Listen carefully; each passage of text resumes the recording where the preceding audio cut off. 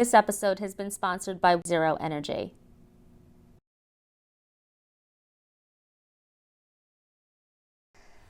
You're watching Scene TV, and I'm Maya McNulty, your host. Schenectady Cable Entertainment News and Events. And next on our show, I'd like to welcome Jolene Moody.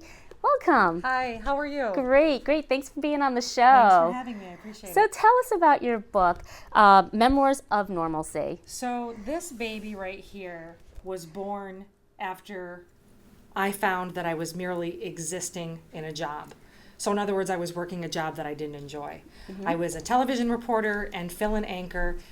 And while lots of people said, wow, that's a great gig, that seems like such a good job, I wasn't happy.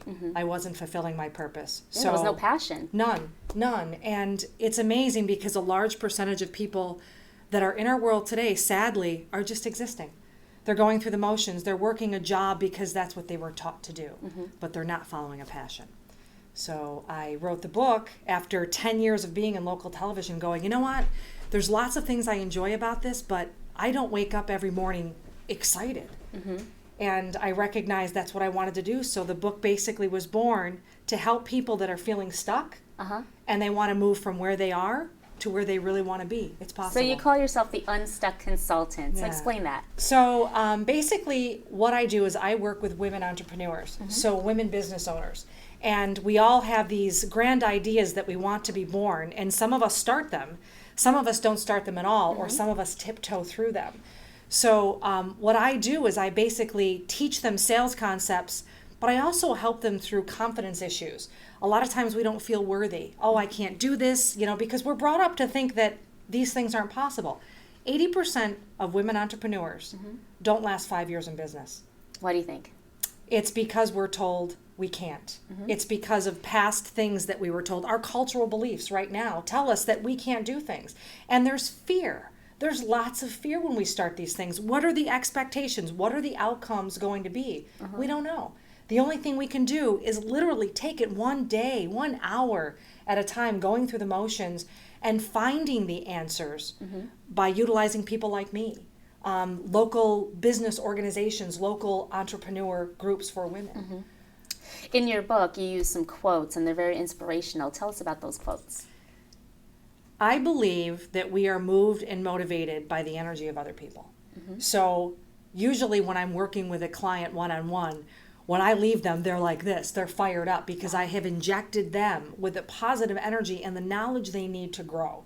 So the quotes in the book are quotes that have affected me and that I have to think about when I'm going through a tough time, or I hit a wall, or I feel like I want to quit. I'm like, wait a minute.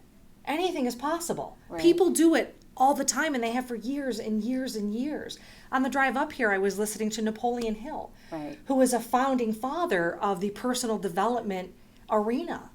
And without constant motivation, whether it's from you or your mother or your father or somebody to cheerlead you on, then you do fall back into those negative thoughts and habits that are fed by our culture. Turn on the TV, open a magazine. We're told we can buy instant gratification, but the bottom line is, if you want it, you work for it, and you go after what you truly feel in your heart. Right. I saw in your book, I read in your book that you used to write affirmations, and it came out that your husband was writing them too. Yeah. So tell me about that. Yeah. I thought, this was before we were married, and he came to my apartment, and I thought, he's going to think I'm a nut job because they're taped everywhere. And I started to take one down that I had missed, and he said, no, it's all good. And he opened his wallet, and he pulled out an affirmation himself. And it turns out we're more alike than I thought, but we recognize and understand there's one thing that drives us, and it's the power of our mind. When we have a choice every day when we wake up, we can stay in that negative frame of mind and say that I can't, or let other people tell us, or we can say, forget it. Right. This is the direction I'm going in. I choose to do this every day, and I'm going. So you wake up every morning with a purpose. Tell us about some of your purposes and what you feel like your mission is. I wake up with the purpose to help other people that are scared, fill in the blank. Very, very frightened, afraid of a relationship, afraid of work, afraid it all plays into our career, if you will, or our personal life. Right. So my mission is to help people that are willing to do the work, that are ready to push them through those barriers. I used to say, And it's funny because I paid for the money to have this put on banners, but I used to say, I help people make money enthusiastically and fearlessly. There's always going to be a sense of fear, even though it's an illusion. Because we're born in love, we learn fear. So if you are familiar with Marianne Williamson, if any of you are, she wrote a book called A Return to Love. I highly recommend it. So I have to change all that verbiage to say I help women entrepreneurs make money enthusiastically and courageously. Because when you learn to take fear along for the ride, it's always going to be there. All I teach them is how to minimize it. Take it along with you because it's not going away. So if it's going to be there, let's learn how to minimize and make it smaller and say, no, I own this. Yeah. This is my gig and I'm going after it. Yeah, absolutely. I feel the empowerment already. Good. So tell us about some of the women entrepreneurs that you've helped that have really been inspired and they've actually upped their game a little bit. Yeah, and I got to tell you, that's when I realized that I am on purpose, is when someone I've worked with utilizes a tool, as scared as they can be. It's interesting. The top 3 things that women entrepreneurs are afraid of: picking up the phone, quoting what they're worth, and bottom line, believing in their product or what it is they're selling. And it stops them. So one of the primary things that I work women through is picking up the phone. And there's a difference between sales and service. And when you recognize that this gift that I have, what I do, I come from a place of service. If someone chooses to not work with me, that's okay. If I've just injected a piece where they recognize it's okay to ask for help, I'm going to find it somehow, then I've done my job and I have lived on purpose. Yeah. You know what I mean? So that's really my goal, is I can sit down and work with somebody, and if we don't click or connect, it's all good. There's lots of lawyers in the world. There's lots of TV hosts in the world. You're not going to connect with everybody. So that's okay, because maybe I've just injected that it's time for them to take the step to move forward. So what's your on purpose now? What are you trying to focus on? I want to literally take what I do, my voice, nationally. And so this is a perfect example for people that may be sitting out there right now going, okay, there's enough of you. Yeah, there are. But that's okay, because I'm going to resonate with a certain core of people, and I'm living on purpose. So it doesn't matter to me about the money I make or the number of people that are out there doing it. I'm ambitious and I'm hungry, and I want to feed people with what I know and my knowledge. And what has actually happened when I stopped living with anxiety and, oh my God, are they going to hire me to speak? Is she going to hire me to be her consultant? When I allowed that to dissolve, the people that were meant to work with me will be before me. And the people that were meant to work with somebody else will be before me. But I'll tell you, my passion and my purpose now is to make my voice loud enough where the nation goes, you know what? Jolene Moody, read her book. Right. Jolene Moody, go to her website. Go to What's her your mastermind website, group. Jolene? It's www.jolenespeaks.com. And I can tell you that there's a tab on the website that says mastermind. So if there's people that are in business now, women that are in business now, that are curious about, well, what do you do? What is this like? Not only are there videos on the website where you can see my presentations, but the mastermind group allows you to subscribe for 1 month or 6 months or 10 months. There's no contract, no obligation, but once a month I introduce a concept or a tool that will get you through. And then you're challenged to produce that concept or utilize that tool in that 4 weeks before I do it again. So, you associate yourself or call your title the Unstuck Consultant. So how are you different from other consultants that speak? I think that I'm the same in a lot of ways. What makes me different is my energy, and again, the attraction factor for other people. And that's a great question. And do you gear yourself towards more female entrepreneurs, and do you have a specific age range that you It's women entrepreneurs. And no, it's anyone that just wants growth. I recognize the demographic I have is between 30 and 60. I have a client right now that's 62, and she's like, I'm ready. I've waited long enough. Let's do this, Well, and she's it's just on like fire. people that are ready, they want to lose weight or change their life or cut their hair or whatever. So when they're ready, they do it. And they start to live on purpose and not be as fearful. What are some of the things that are motivating you right now to really be on purpose? This is a great question, and it's interesting. When I accomplish and I feel empowered, I can't even describe the feeling that I have, like today driving here. I'm from the Syracuse area. driving along the thruway, I just felt every cell in my body was alive. So when you live on purpose and you follow your passions and you learn to return to love as opposed to living with anger and hatred, all of that takes work every single day. This is not something that just happened with me. It's something I still work on and I still work toward.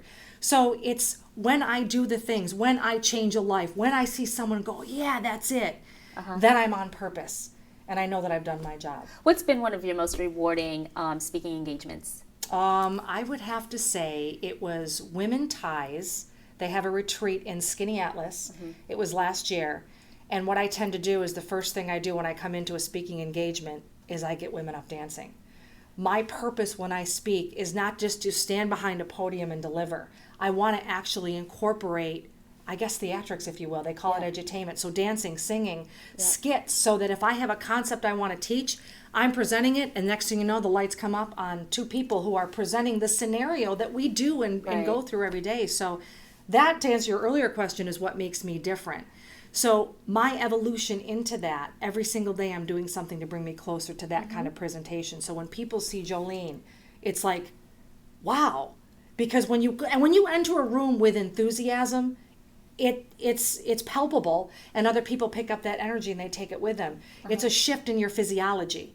So if someone's down and you come in and you're in their face, and maybe it's annoying for a second, but you can't help but saturate that energy and change people. Yeah, I always feel that how in the speaking engagement that you kind of need to capture them right off the rip, very first minute that you're in that room, because you don't get a second chance to make a first impression. No. So once you're there and you're at the mic, you better be ready to roll and get that crowd going. Yeah. So what have been some of your other passions? How about your daughter? How's she doing? My daughter is 10 and she's an amazing, amazing kid.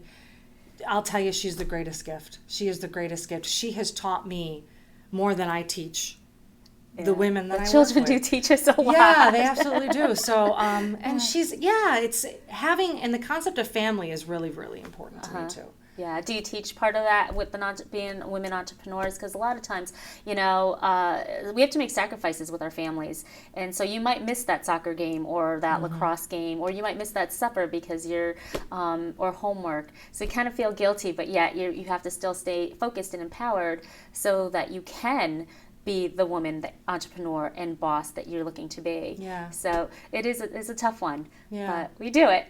And giving yourself permission to take time for you. And since I have done that for myself, it's like, oh my God. Yeah. I sometimes feel guilty, but I mean, it is. But it's vital. It's vital for your soul. You have to. You simply have to. And you can't possibly be at every soccer game and every... I was looking at my calendar for next year, and my daughter has a spring concert, and I'm going to be out of state. And I thought, but it's okay.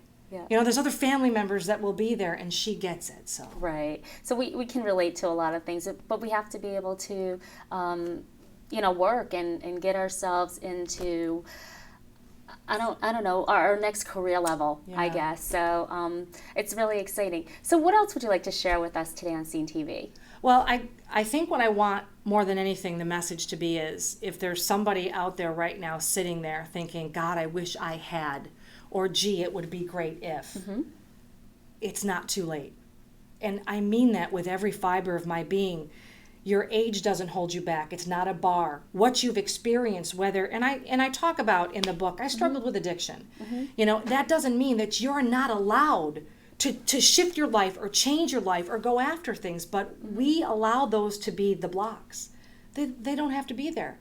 This is your life. You create it. You shape it and mold it the way you want. Right. There are so many stories of adversity of people in their 50s or 60s or 70s doing remarkable things.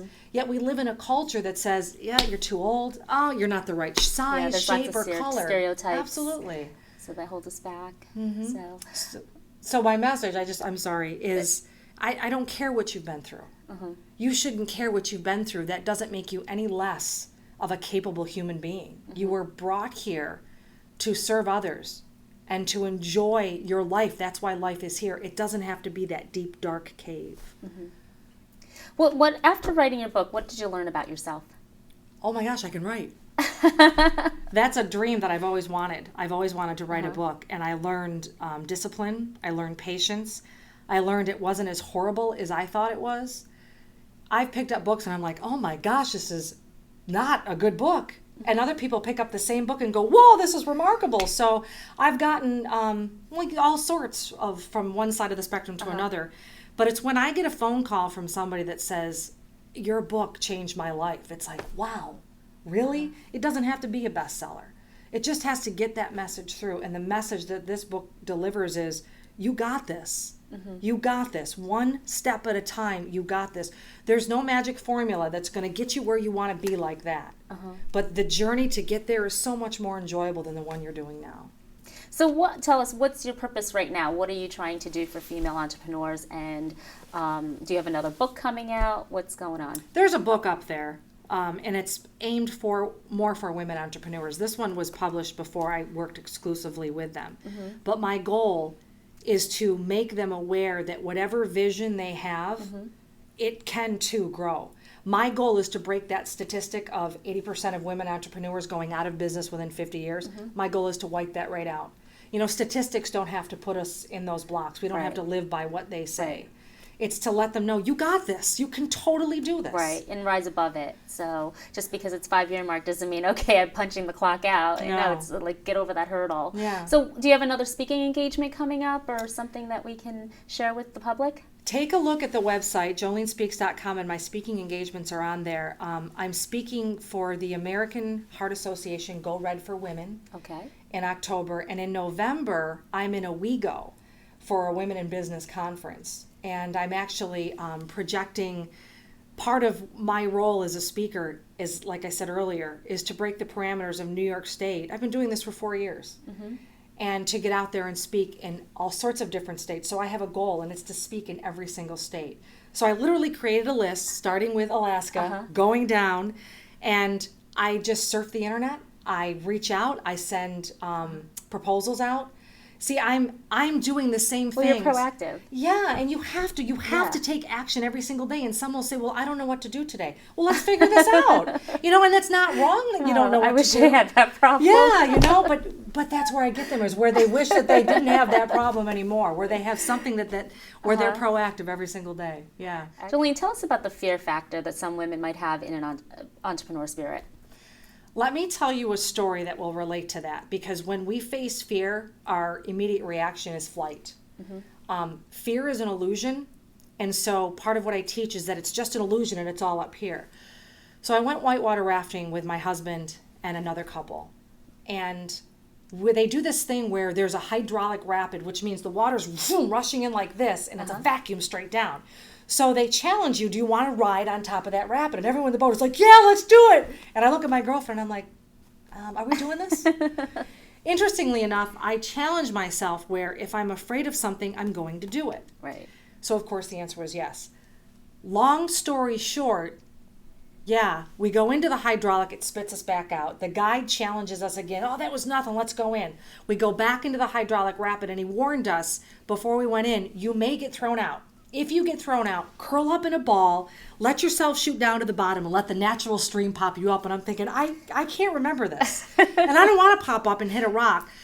So my goal was to stay in that boat. Well, when we got in there, it rocked us. And next thing you know, people are flying out of this raft. And I started to get scared, because what if my head hits a rock? Right. Yes, you have a helmet on. I see my husband start to go out, and I'm like, you know what? I'm going out with him. I don't need this. I'll grab his hand. At least I'm with somebody. Go together. I start to throw myself out, and I hear this voice go, no, stay in the boat. Stay in the boat and fight this. So I did end up staying in the boat, and my girlfriend Jody that I was with, and myself, and one guy in the front who was still holding onto a paddle. I don't know how he managed that. We stayed in that boat, and we fought that rapid. And so when the guide was like, go left, we had to move our weight to the left to steady the boat, and then go to the right. And I got kicked in the face. I ended up with a fat lip.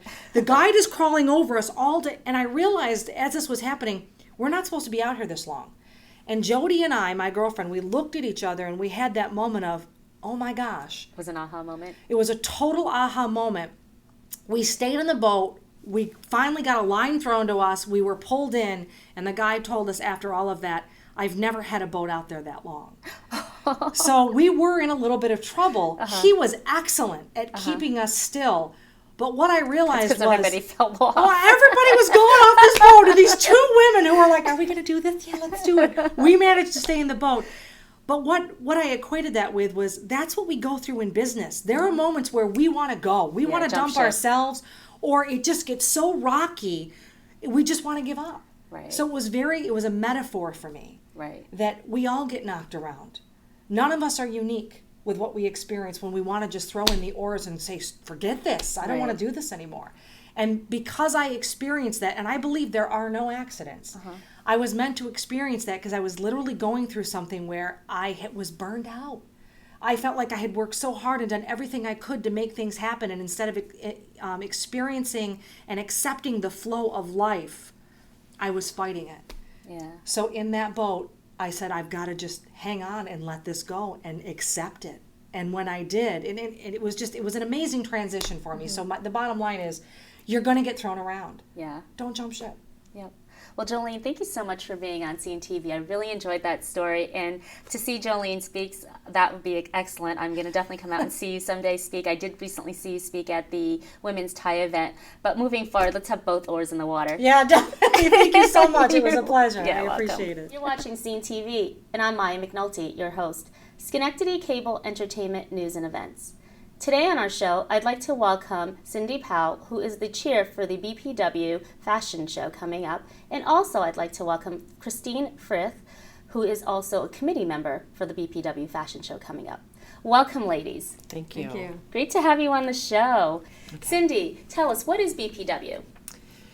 We are the Schenectady Business and Professional Women's Club, and we are Women Helping Women. You have an upcoming fashion show coming up. Tell us about that. Yes, we do. It will be on November 3rd at the Glenn Sanders Mansion. We will have vendors and we'll have silent auctions. It's a fundraiser for scholarships. Mm-hmm. Tell us about the scholarship fund and what the purpose of it is. We award scholarships every year, and our fashion show is the main provider of the funding for the scholarships.